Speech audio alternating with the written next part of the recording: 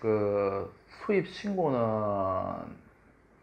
앞에서도 잠깐 얘기했는데 수입 신고서라는 서류, 그 다음에 가격 신고서라는 서류, 그 다음에 납세 신고서라는 서류, 세 가지를 동시에 작성을 합니다.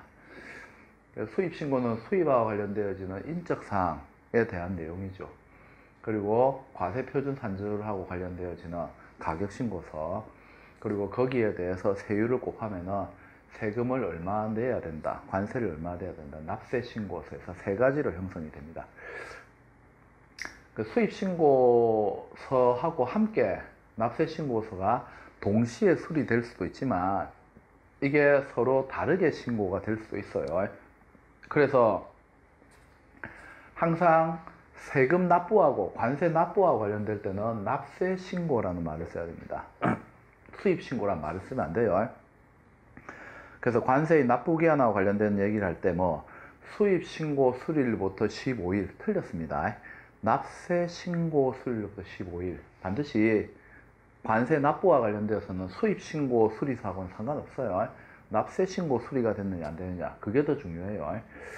그리고 원칙적으로 이 세액심사는 수입신고 수리된 이후에 사후 세액심사를 원칙으로 하고 있습니다. 하지만 이제 일정한 경우에는 사전에 세액심사를 해야 될 경우도 있습니다. 그래서 이제 관세채권 확보를 하기 위해서 또는 이제 장기적인 체납자가 신고하는 경우에는 이 세액심사와 관련된 부분을 미리 확인을 해야 되는 경우가 있을 수 있어요. 그래도 원칙은 사후 세액심사가 원칙이에요. 하지만 예외적으로 사전 세액심사를 할 수도 있습니다. 그 사전 세액심사에 해당되는 물품들 잘 기억을 하셔야 되는데, 특히 여기에 보면 원래 체납자가 신고하는 물품은 사전에 세액심사를 해야 됩니다만은 그 체납의 금액 자체가 10만 원이 안 된다든지 아직 체납한 기일이 7일이 안 되는 그러한 경우에 수입신고는 예외라 했습니다. 10만 원은 우리가 관세와 관련되는 부분에서 그렇게 큰 금액이 아닙니다. 그리고 기업을 운영하다 보면 자금 사정 이런 게 안 좋을 수도 있죠. 그래서 일주일 7일이 아직 안 지났어요. 근데 이런 부분에 대해서 국가가 가혹하게 사전 세액 심사 대상으로 몰고 간다, 그러면은 사채업자가 되는 겁니다. 국가는 사채업자가 아닙니다. 관세법 1조에 국민경제의 발전에 이바지하는 걸 목적하기 위해서 만든 겁니다. 그래서 어느 정도, 물론 이 자체도 잘못된 거죠. 관세법상의 법규를 위반한 거지만 그래도 국가가 사채업자와 같은 역할을 수행을 하게 된다면 이거는 상당히 심각한 문제가 될 수 있어요. 그래서 체납자액이 10만 원이 안 된다든지 체납기일이 일주일이 되지 않을 경우에는 사전세액심사 대상이 아니고 그대로 사후세액심사 대상이 됩니다. 사전세액심사 대상 내용 잘 기억을 해야 됩니다. 그리고 납세자가 관세와 관련되어지는 여러 가지 신고를 하고 나서, 납세 신고를 하고 나서 틀린 거를 발견할 수도 있어요. 이랬을 경우에 납부세액을 수정, 고칠 수가 있습니다.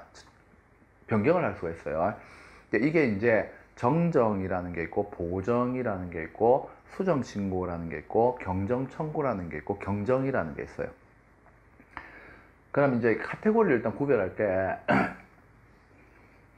일단은 정정, 그 다음에 보정, 그 다음에 수정신고, 그 다음에 경정청구, 그 다음에 경정, 이렇게 5개로 구별할 수 있는데, 일단은 경정은 과세관청이 세관이 고치는 거고, 요 4개는 납세 의무자가 고치는 거예요.